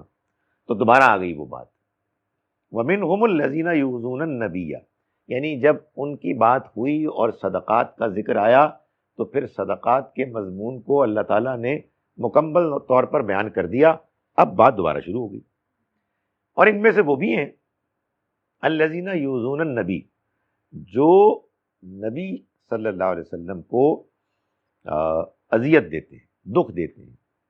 وَيَقُولُونَ هُوَ أُذُنٌ، اور یہ کہتے ہیں کہ یہ تو سراپا کان ہے، یہ تو بس سن لیتے ہیں سب کی باتیں. یہ ان کو کہنے کی ضرورت اس لیے پیش آئی کہ ظاہر ہے کہ ان منافقین کی غلط حرکتوں کے بارے میں اچھے مسلمان آ کے نبی صلی اللہ علیہ وسلم کو بتاتے ہوں گے نا کہ جی وہ آپ ان کو سمجھ رہے ہیں کہ آپ کے درمیان میں آپ ہی کا حصہ ہیں، اور حال یہ ہے کہ وہ یہ کام کر رہے ہیں. تو ظاہر ہے کہ جب آدمی اپنی غلطی ماننے کے لیے تیار نہ ہو، وہی جو میں نے گزارش کی کہ ایک بڑی واضح فرق ہوتا ہے کہ آدمی اپنی غلطی مانتا ہے یا جسٹیفائی کرتا ہے. غلط بات کو جسٹیفائی کرنا تباہی اور بربادی کا آغاز ہے. تو جسٹ ڈسٹروائے یور سیلف. جب آدمی اس طرح کی کیفیت میں آئے تو تھوڑی دیر کے لیے کمرہ بند کر کے آئینے میں اپنی شکل دیکھے اور پوچھے کہ یار do you really want to do it? کیا اس طرح سے تم خدا کو فیس کر سکو گے؟ تم بکواس کر رہے ہو لوگوں کے سامنے. سو وہ یہ کرتے تھے، اپنے آپ کو جسٹیفائی کرتے، اور جسٹیفیکیشن جب آدمی کرنے لگتا ہے تو پھر بہت آگے بڑھ جاتا ہے. پھر بعض اوقات کیا ہوتا ہے آپ اپنے کنٹرول میں نہیں رہتے. تو انہوں نے کہا جی کہ یہ جو ہے نا تمہارے پیغمبر، یہ اصل میں ہر ایک کی بات سن لیتے ہیں. یہاں تک پہنچ گئے. فرمایا کہ قل، ان سے کہہ دو، اذن خیر لکم، یہ اگر کان بھی ہیں تو تمہاری بھلائی کے لیے، یعنی اگر باتیں سنتے ہیں تو باتیں تمہاری بہتری کے لیے سنتے ہیں کہ کوئی اچھی خبر آ جائے گی، کوئی بات ایسی معلوم ہو جائے گی کہ کسی کو تکلیف ہے تو اس کو دور کر دیں گے. بات یہ ہے کہ اگر وہ کوئی ایسی شخصیت ہوتے کہ وہ کہتے خبردار مجھ سے بات کی کسی نے، پرے پرے رہو. ایسے ہوتے ہیں روبدار لوگ, نہیں یار بڑے بڑا بڑا ان کا جلال, بڑا روبدار ہے, بات نہیں ہو سکتی. نبی صلی اللہ علیہ وسلم نرم, اکاموڈیٹنگ, کوئی بندہ بھی آ کے بات کر سکتا تھا. تو اس سے زیادہ شفیق, اس سے زیادہ مہربان اور کون ہوگا؟ ایسے ایسے عظیم انسان کے بارے میں یہ گھٹیا لوگ یہ باتیں کرنے لگے. تو یہ اذن اگر ہیں بھی تو تمہاری بہتری کے لیے. فرمایا کہ یؤمن باللہ و یؤمن للمؤمنین, یہ اللہ پر بھی ایمان رکھتے ہیں اور ایمان والوں پر بھی اعتماد کرتے ہیں. یعنی دونوں پر ایمان, دونوں پر اعتماد. یعنی انہیں اللہ پر بھروسہ ہے کہ وہ اگر بات سن رہے ہیں تو اللہ کے بھروسے پر کسی غلط مقصد کے لیے نہیں سن رہے, بلکہ ان کا مقصد اچھا ہے, اور اہل ایمان پر ان کا بھروسہ ہے, کسی پہ وہ شک نہیں کرتے ہیں. کوئی بندہ آ کے بات کرے گا تو ٹھیک ہی کرے گا, اور ظاہر ہے یہ اصول تو اللہ نے بتا دیا ہے کہ کوئی اہم بات ہوگی تو اس کی تحقیق کی جائے گی. والذین یؤذون رسول اللہ, یہ جان لو کہ جو اللہ کے رسول کو اذیت دیتا ہے, وہ جو لوگ دیتے ہیں, لہم عذاب علیم, ان کے لیے دردناک عذاب ہوگا. یحلفون باللہ لکم لیرضوکم, یہ قسمیں کھاتے ہیں اللہ کی تمہارے سامنے تاکہ تم ان سے راضی ہو جاؤ. یہ منافقین, یعنی مسلمانوں کے سامنے آ کے قسمیں کھاتے ہیں, نہیں خدا کی قسم ہم نے نہیں کہا تھا, ہم نے ایسا نہیں کیا تھا. کیوں؟ تاکہ مسلمان راضی ہو جائیں. بھائی بات یہ ہے کہ ایک نبی صلی اللہ علیہ وسلم کی نرمی تھی, وہ تو سچی بات ہے کہ سختی میں کنورٹ صرف اس وقت ہوتی تھی جب آسمان سے وحی آ جائے. تو اللہ میاں کہتے ہیں نہیں آپ سختی ہونی ہے, ورنہ آپ نرم تھے. مگر سارے مسلمان تو ظاہر اس طرح کے نہیں تھے. تو مسلمانوں کو جب پتہ لگتا ہوگا کہ یہ کمبخت بدتمیزی کر رہے ہیں تو وہ ان کو پوچھتے ہوں گے, تو پھر ان سے قسمیں کھاتے, نہیں نہیں نہیں نہیں اللہ کی قسم میں ایسے تو نہیں کہہ دی, میں نے اس لیے تو نہیں کہا تھا, میرا تو یہ مقصد تھا. تو فرمایا کہ یحلفون باللہ لکم لیرضوکم, یہ قسمیں کھاتے ہیں اللہ کی تم سے کہ تمہیں راضی کر لیں. واللہ ورسولہ احق ان یرضوہ, جان لو کہ اللہ اور اس کے رسول زیادہ حقدار ہیں کہ وہ اس کو راضی کریں. اس میں ایک زبان کا ایک وہ ہے خاص معاملہ. اللہ الگ ہے, رسول الگ ہے. عربی زبان میں اگر یہ کہا جائے کہ اللہ اور اس کے رسول یہ دونوں حقدار ہیں کہ تم ان کو راضی کرو, تو پھر ہونا چاہیے تھا ان یرضوہما, ان یرضوہما, کہ تم ان دونوں کو راضی کرو. یہ نہیں کہا, بلکہ کہا اللہ اور اس کے رسول زیادہ حقدار ہے کہ تم اس کو راضی کرو, یعنی رسول کو راضی. یعنی اللہ تعالیٰ خود تو نہیں آتا, اللہ نے اپنے رسول صلی اللہ علیہ وسلم کو بھیجا ہے, تم ان کو راضی کرو, اللہ راضی ہو جائے گا. تم ان کے ساتھ بدتمیزی کر رہے ہو, تم کھٹیا باتیں کر رہے ہو. اگر تم نے راضی کرنا ہے تو میرے رسول کو راضی کرو, میں بھی راضی ہو جاؤں. اور تم کیا کر رہے ہو؟ تم مسلمانوں کو خوش کر رہے ہو, اس لیے کہ تم ان سے ڈرتے ہو. تو فرمایا اللہ اور اس کا رسول زیادہ حقدار ہیں کہ تم اس کو راضی کرو. ان کانوا مومنین, یہ راضی کریں اگر یہ واقعی مومن ہیں. الم یعلموا, کیا یہ نہیں جانتے, انہ من یحادد اللہ ورسولہ, کہ جو اللہ اور اس کے رسول کی مخالفت کرے گا, فان لہ نار جہنم, تو اس کے لیے جہنم کی آگ ہے, خالدن فیہا, وہ اس میں ہمیشہ رہیں گے, وہ اس میں ہمیشہ رہے گا, نہیں جو بھی ایسا کرے گا. ذالک الخزی العظیم, اور یہ بڑی رسوائی, یعنی یہ رسوائی بہت بڑی رسوائی. میں اب ان آیات کا ترجمہ ایک مرتبہ پھر کر رہا ہوں جو ہم نے آج پڑھی. آج ہم نے پڑھا, شروع کیا اپنے سبق کو آیت نمبر 53 سے. کوئی مجھے کائنڈلی یاد کرا دیا کرے کہ میں وہاں, آپ لوگ پوچھ لیتے ہیں ویسے کہ ورس میں لکھ دوں وہاں کہاں سے شروع کرنا ہے. بسم اللہ الرحمن الرحیم. قل انفقوا طوعا او کرہا, آپ کہہ دیجئے کہ خرچ کرو اے منافقو, چاہے خوش دلی سے چاہے بادل ناخواستہ. لن یتقبل منکم, تم سے ہرگز یہ خرچ کرنا قبول نہیں کیا جائے گا. انکم کنتم قوما فاسقین, تم لوگ فاسق قوم ہو. تم لوگ بدعہد لوگ ہو. وما منعهم ان تقبل منهم نفقاتهم، اور نہیں روکا ان کو کہ قبول کیا جائے ان سے ان کے خرچ کرنے کو، الا سوائے اس بات نے انہم کفروا باللہ ورسولہ، انہوں نے انکار کیا اللہ اور اس کے رسول کا. یعنی یہ اصل میں دل میں اللہ اور اس کے رسول کا انکار کرتے ہیں. ولا یاتون الصلاۃ الا وهم کسالى، اور وہ نماز کے قریب نہیں آتے مگر سستی کے ساتھ، مارے باندھے. ولا ينفقون الا وهم کارہون، اور نہ ہی یہ خرچ کرتے ہیں مگر بے دلی کے ساتھ. فلا تعجبک اموالهم ولا اولادهم، تو تم ان کے مال اور ان کی اولاد سے زیادہ متاثر نہ ہو، امپریس نہ ہو. یعنی تمہیں ان کا مال، عربی میں یوں ہوگا، تمہیں ان کا مال اور ان کی اولاد تمہیں متاثر نہ کرے. انما یرید اللہ لیعذبہم بہا، اللہ تو صرف یہ چاہتا ہے کہ وہ ان کو عذاب دے ان کے ذریعے سے، فی الحیات الدنیا، دنیا کی زندگی میں بھی، وتزہق انفسہم وہم کافرون، اور جان جائے ان کی اس حالت میں کہ یہ کافر. یعنی مطلب ہے کہ مال اور اولاد بظاہر تو باہر سے بہت اچھی لگتی ہے، اندر کیا ہو رہا ہے یہ تو اللہ بھی جانتے ہیں. تو اس کے نتیجے میں بعض اوقات انسان شدید عذاب میں ہوتا ہے. کدھر پھنس گئے؟ اس سے بہتر تو وہ تھا وہ جو جھونپڑی میں رہتا ہے، آرام سے 2 وقت کی روٹی کھاتا ہے اور ہوا آکسیجن زیادہ بہتر لیتا ہے اندر. ہم کدھر پھنس گئے؟ تو یہ اللہ تعالیٰ فرما رہے تم خواہ متاثر نہ ہو، ڈونٹ بی ٹو امپریسڈ.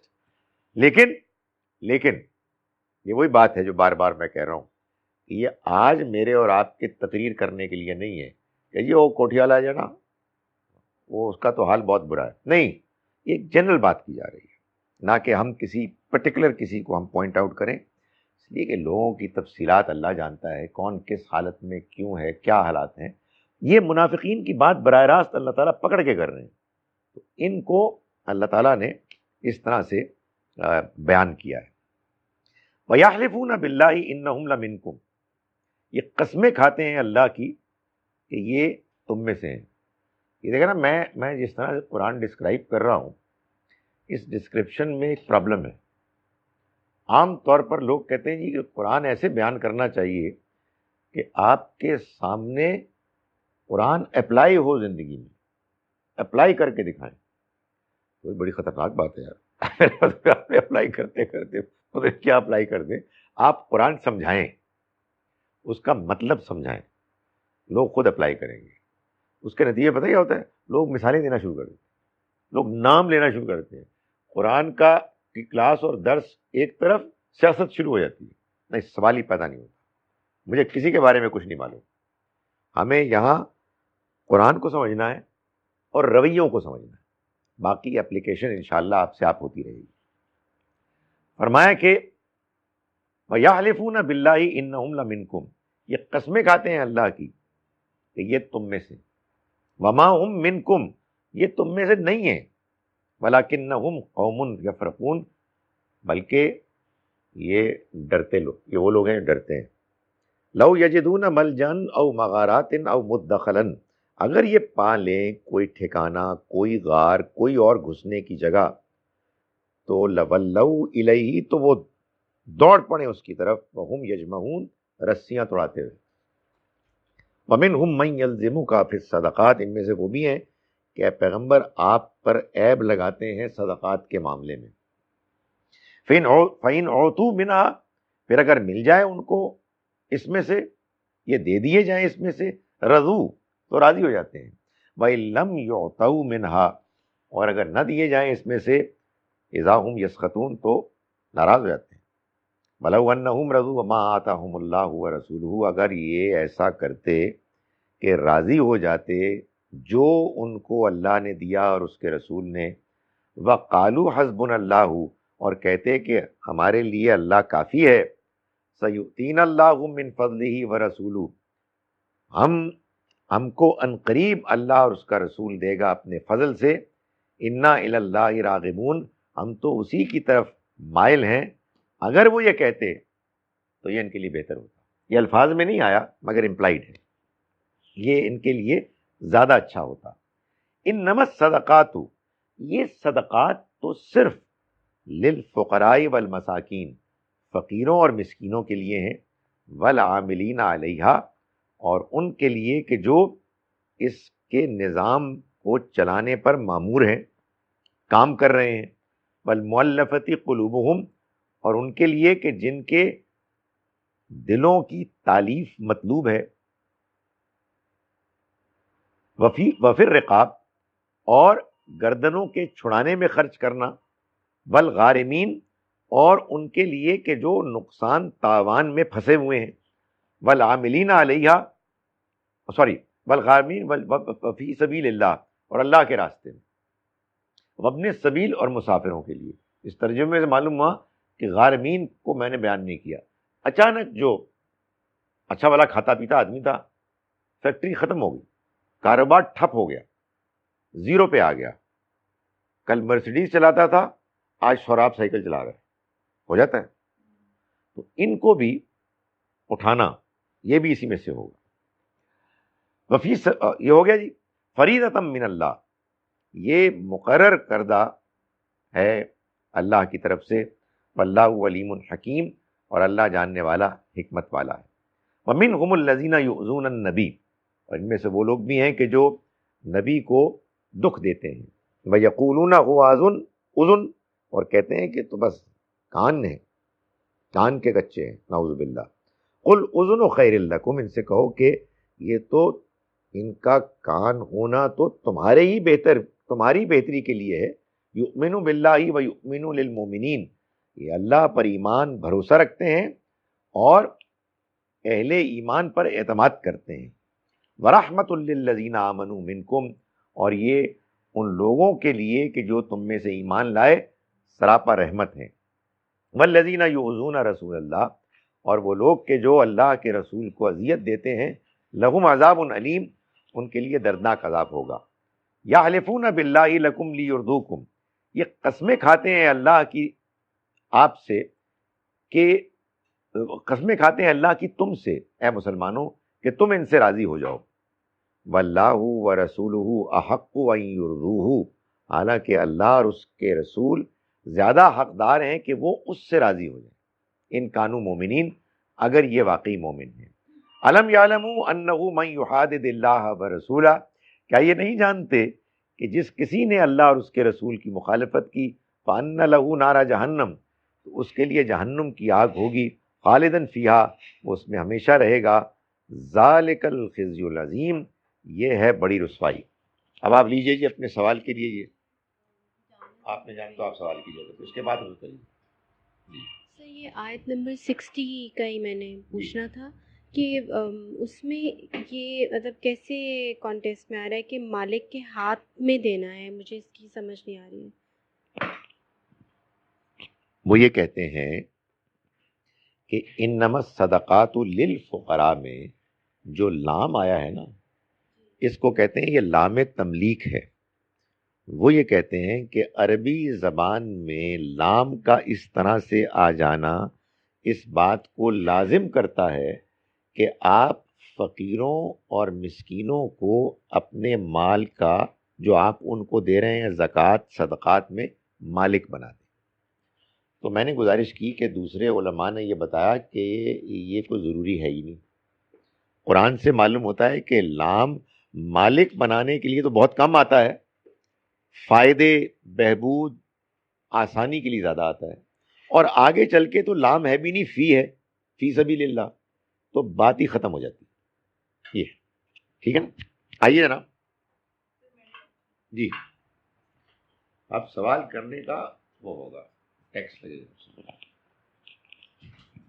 سر یہ آیت 54 میں جب کہہ کا جی آیت 54 میں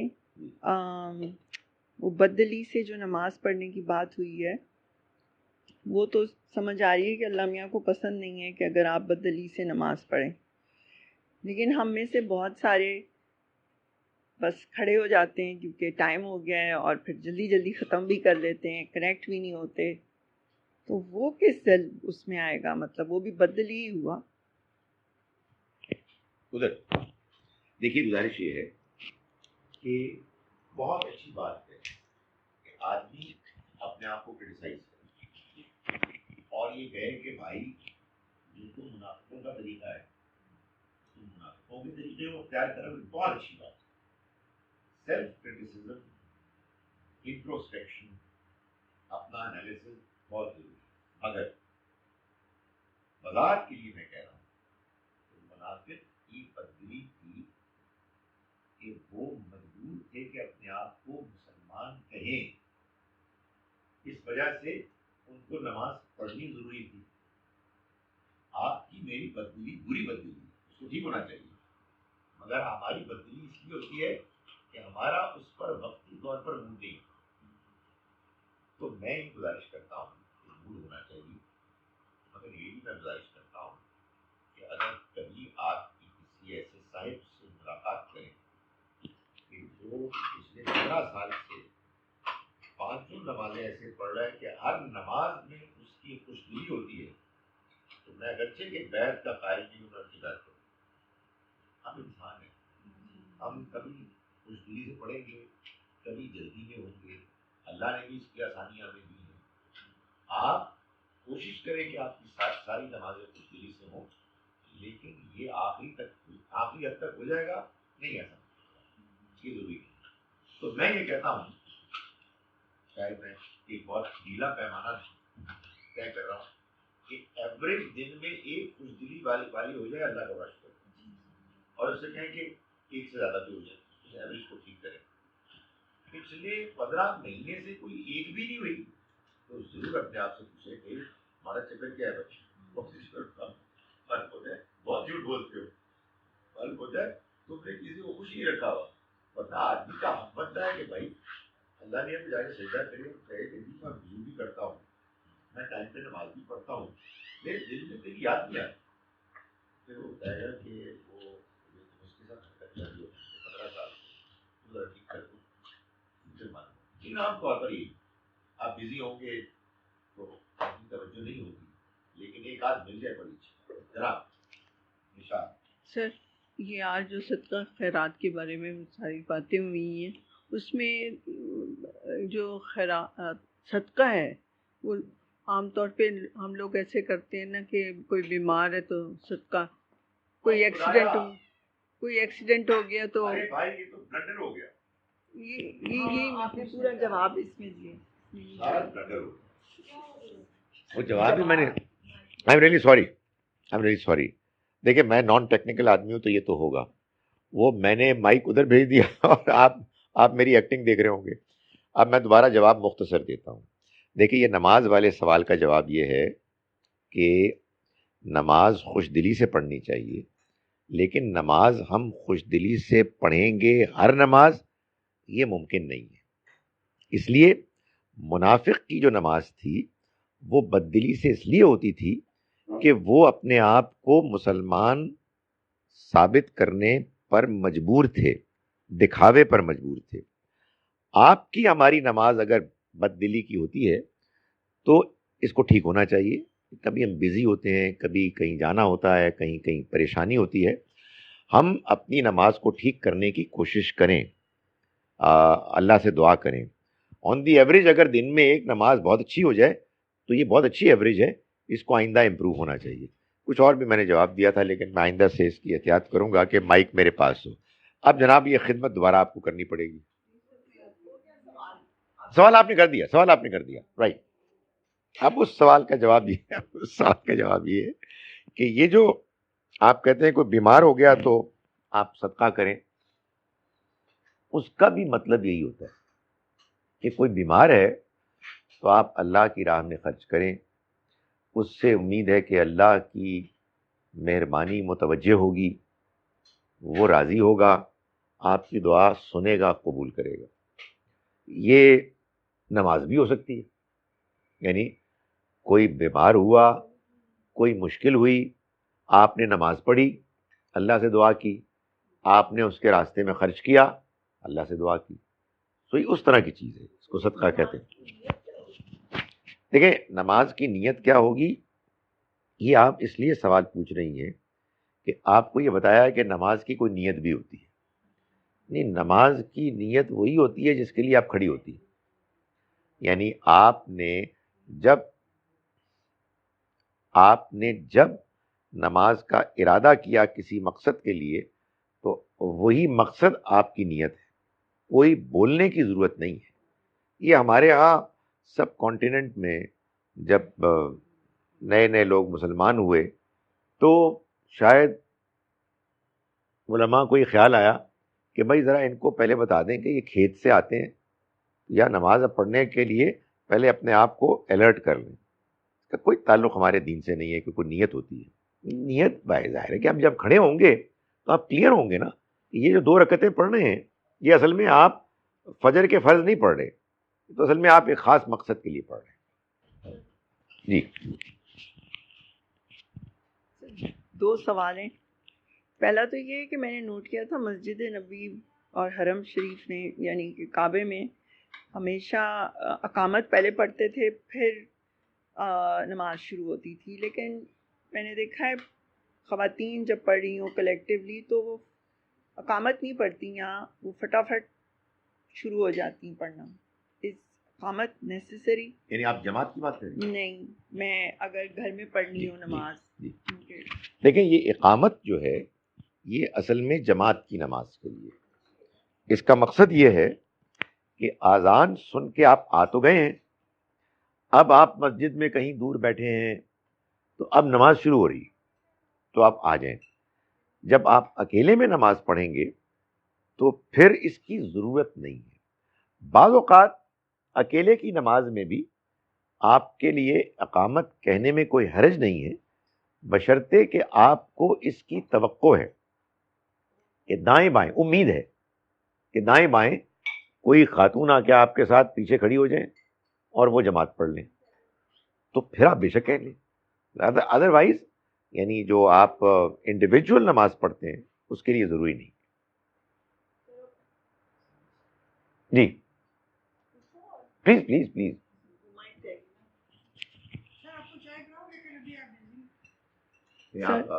سر یہ کویسچن ہے, وہ ایک آیت ہے جس میں خواتین کے بارے میں ہے کہ آپ نے نکاح یعنی کہ لوگوں نے نکاح کرنا ہے اور خواتین سے, اور ساتھ ساتھ یہ بھی ہے کچھ ذکر سیدھے ہاتھ والی عورتوں کے بارے میں. مجھے سمجھ نہیں آئے گی سیدھے ہاتھ والی عورتیں نمبر 1 کیا ہیں, اور نمبر 2 ان کے ساتھ نکاح ہوتا ہے یا کیا ہوتا ہے, یہ بھی مجھے سمجھ نہیں آئی.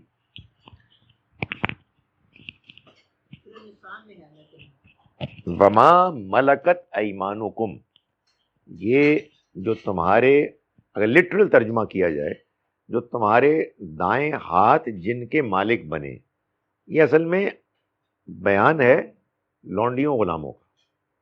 تو ان کے لیے یہ بیان بھی آتا تھا, تمہاری بیویاں اور تمہاری لونڈیاں.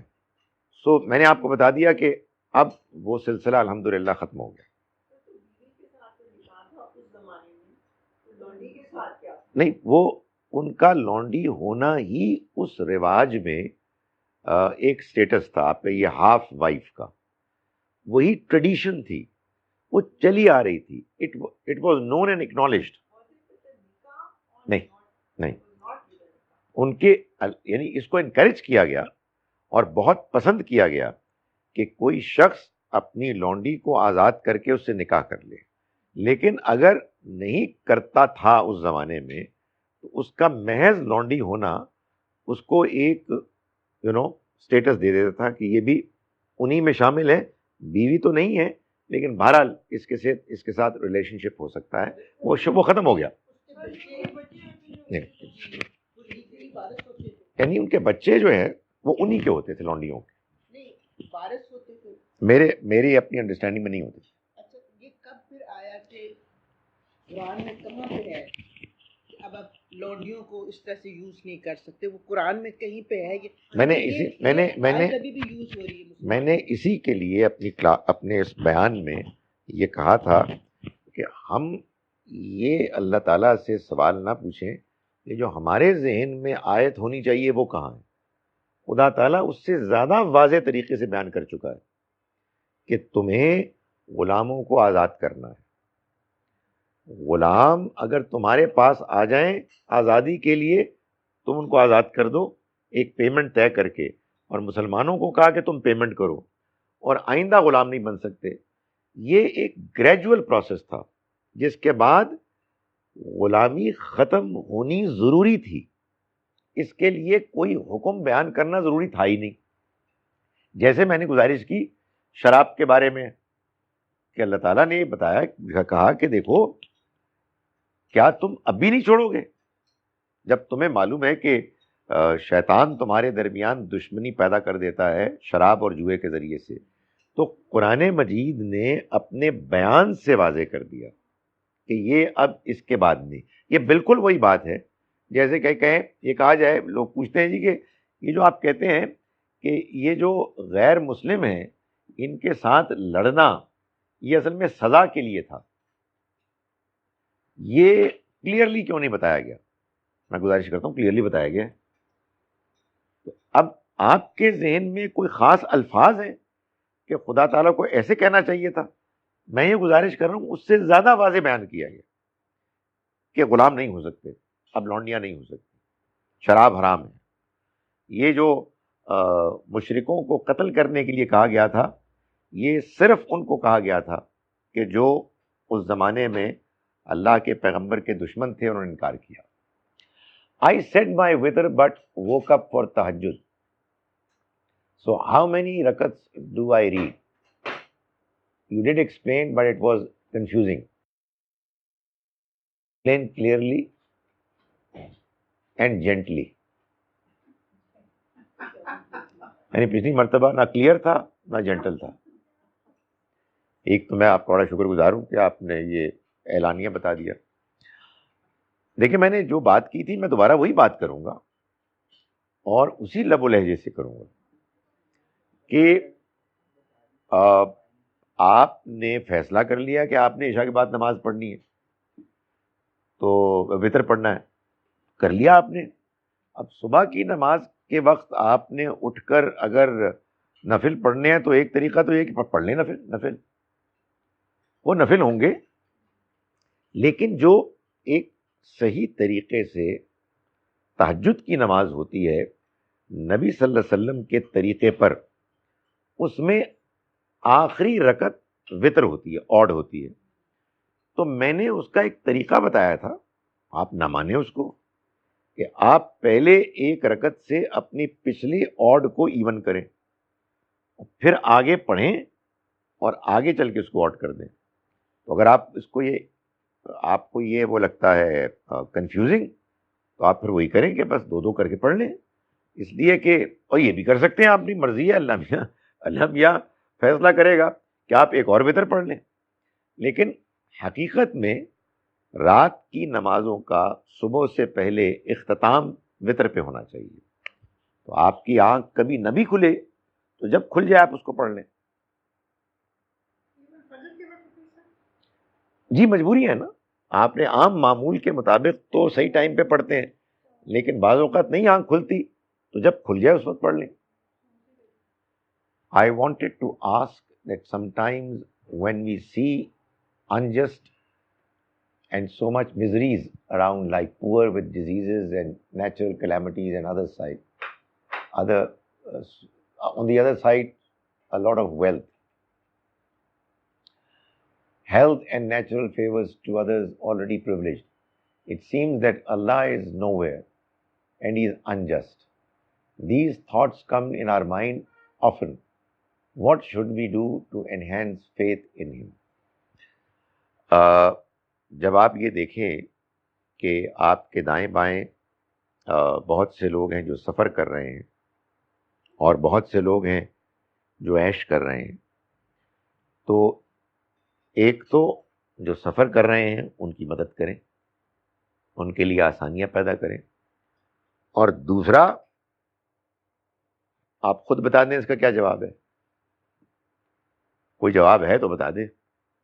اور اگر نہیں ہے تو پھر میں آپ کو بتاتا ہوں کہ ایک ہی جواب ہے، اور اس کے علاوہ کوئی جواب ہے ہی نہیں اور نہ ہو سکتا ہے، اور وہ یہ ہے کہ اللہ نے ان سب کو پیدا کیا اور امتحان کے لیے پیدا کیا.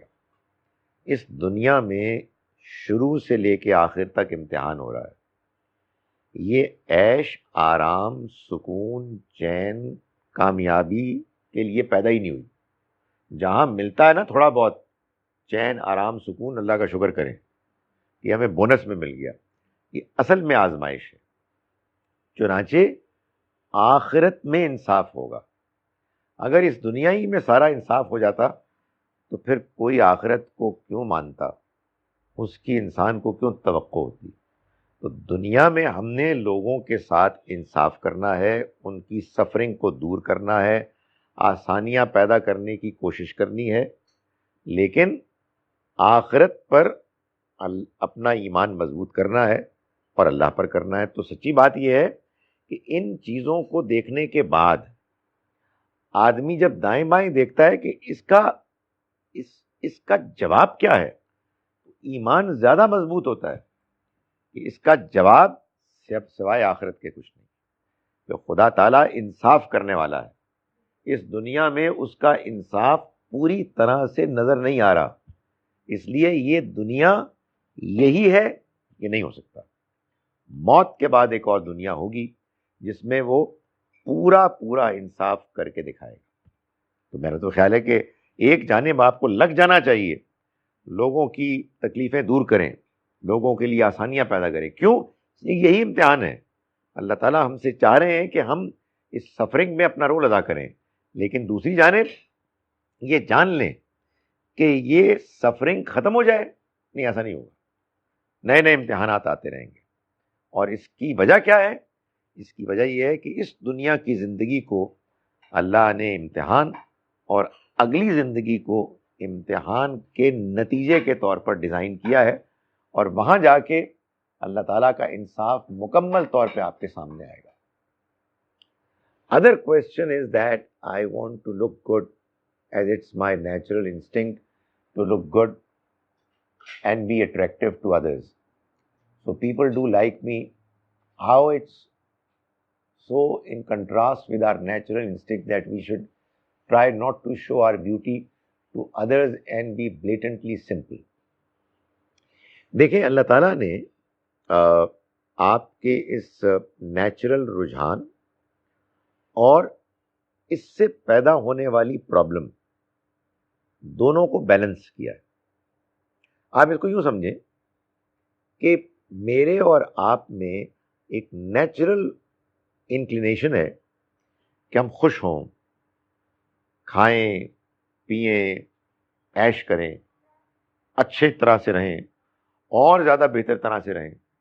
لیکن کیا ہوتا ہے؟ وہی جو آپ نے سوال پوچھا کہ لوگ غریب ہوتے ہیں، لوگ آپ دیکھتے ہیں سفر کر رہے ہیں، تو آپ اپنی اس ارج کو انکلینیشن کو کرب کرتے ہیں اور اپنے مال کا ایک حصہ دوسروں کو دیتے ہیں.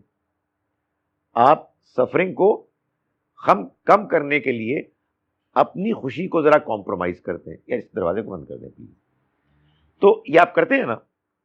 بالکل اسی طرح سے آپ اچھا لگنا چاہتی ہیں، آپ دوسروں کے سامنے اپنے آپ کو اچھی طرح سے پریزنٹ کرنا چاہتی ہیں. اللہ نے اس آپ کی انسٹنکٹ کو، اس نیڈ کو سامنے رکھ کر اور اس پرابلم کو سامنے رکھ کر کہ جب آپ یہ کام ضرورت سے زیادہ کریں گی تو پھر مرد حضرات کے اندر برے خیالات پیدا ہو جائیں گے، وہ آپ کی طرف نیگیٹو ایول طریقے سے انکلائنڈ ہوں گے، یہ پرابلم پیدا ہو جائے گی.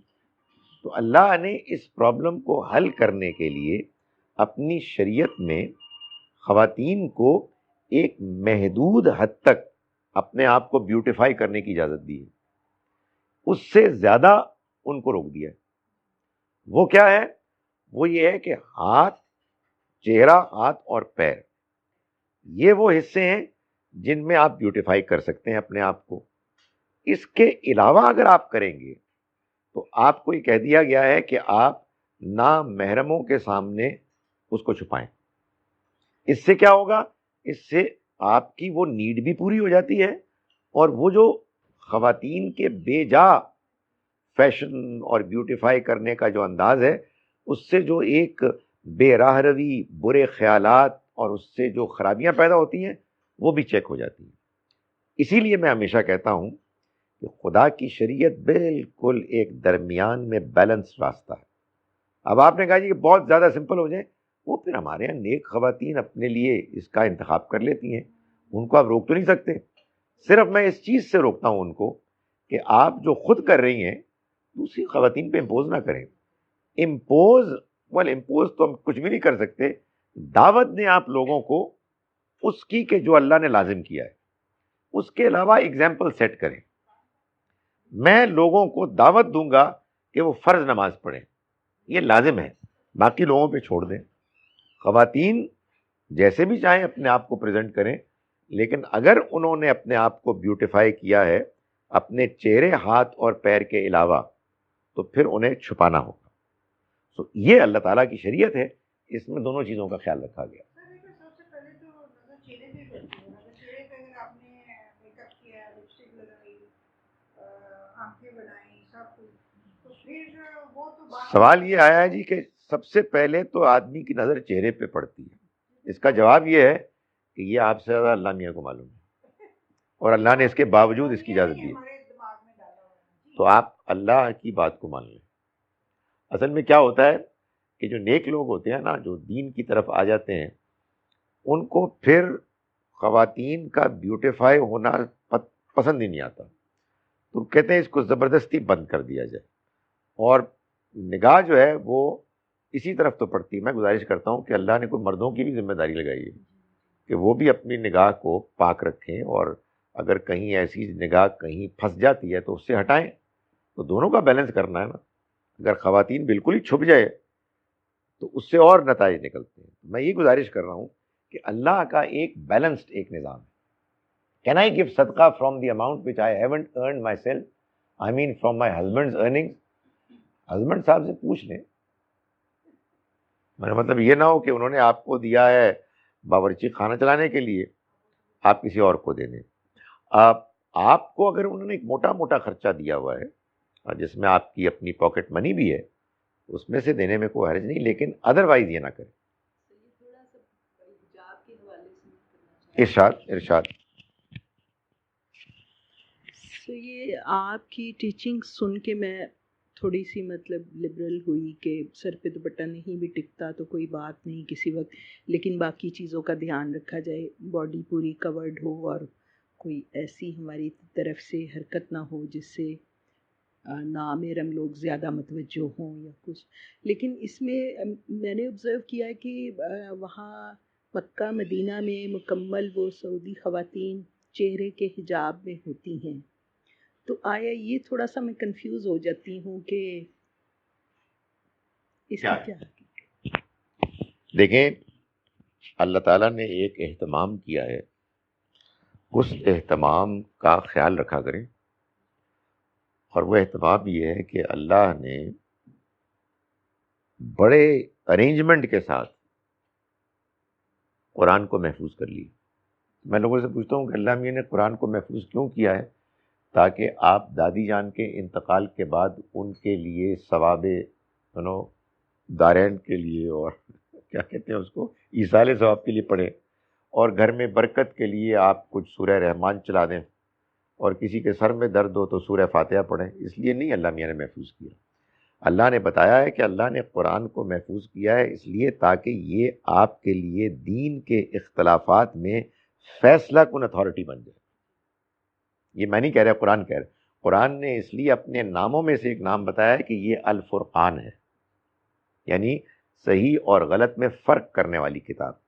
سورہ بقرہ کی آیت نمبر 213 میں اللہ تعالیٰ چنانچہ فرماتے ہیں کہ اللہ نے جو کتاب نازل کی اس کا مقصد یہ تھا کہ وہ فیصلہ کر دے لوگوں کے درمیان ان معاملات میں جن میں انہوں نے اختلاف کیا، یعنی مذہبی معاملات میں.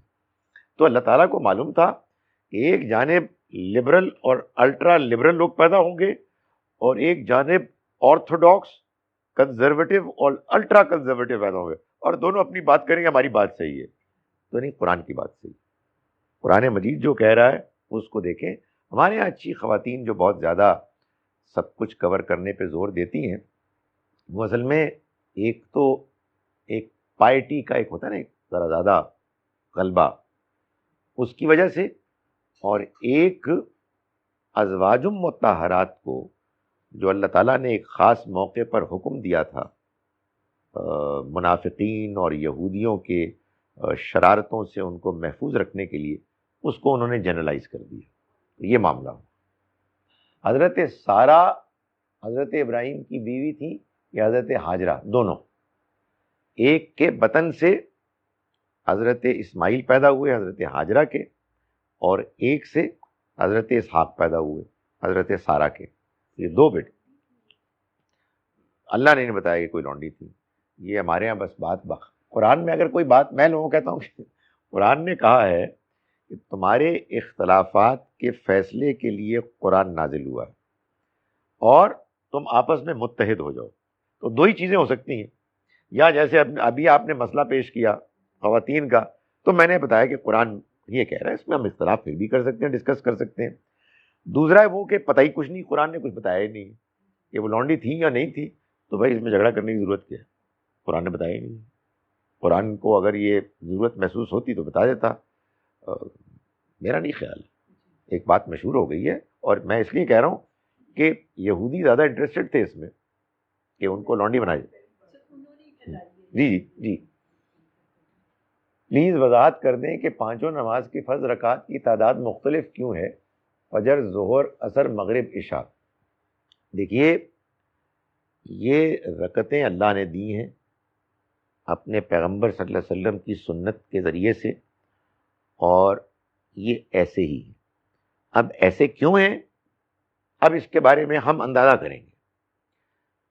پروبیبلی فجر کی دو اس لیے ہیں کہ اللہ تعالیٰ نے چاہا کہ ہم دونوں رکعتوں میں قرآن زیادہ پڑھیں. تو جب آپ کو زیادہ پڑھنا ہو تو رکعتیں کم ہونا ہی مناسب لگتا ہے. بقیہ میں زیادہ اس لیے ہے کہ آپ نے تھوڑا پڑھنا ہے تو زیادہ رکعتوں سے وہ پوری ہو جائے کثر. مغرب اللہ نے یہ چاہا کہ وہ وطر ہو، وطر یعنی آڈ نمبر، تو اس لیے اس کو 3 کر دیا. کیوں وطر کیا؟ مغرب کو بھی اور وطر کو بھی. وطر سے مراد تہجد. ان کو وطر اس لیے کیا کہ اللہ تعالیٰ یہ نمازوں کے ذریعے سے آپ کو یاد دہانی کرانا چاہتے ہیں 2 ایمانیات کے پلرز کا. ایک توحید، اللہ ایک ہے، یہ ہے وطر. مغرب میں آپ 2 کے بعد 1 پڑھتے ہیں، تہجد میں 2 کے بعد 1 پڑھتے ہیں. اور دوسرا آخرت. اللہ نے بتایا کہ آخرت کی زندگی اس دنیا کی زندگی کے بعد لازماً آئے گی. جیسے اس دنیا میں ہر چیز کا جوڑا ہے، ویسے ہی اس دنیا کا جوڑا آخرت ہے. تو جوڑا جوڑا پڑھ کے ہمیں دنیا کے ساتھ آخرت کی یاد دہانی ہوتی ہے، اور ایک وطر پڑھ کے ہمیں اللہ کی توحید کی یاد دہانی ہوتی ہے. چلیں جی الحمدللہ. اب اس کے بعد ہم انشاءاللہ، ویسے بائی دا وے میں ایک انگلش کی کلاس میں شروع کر رہا ہوں آج سے 2 بجے. وہ بھی فیس بک پہ ہوگی، واٹس ایپ پہ آ جائے گی انشاءاللہ. اقول قولی ھذا واستغفر اللہ.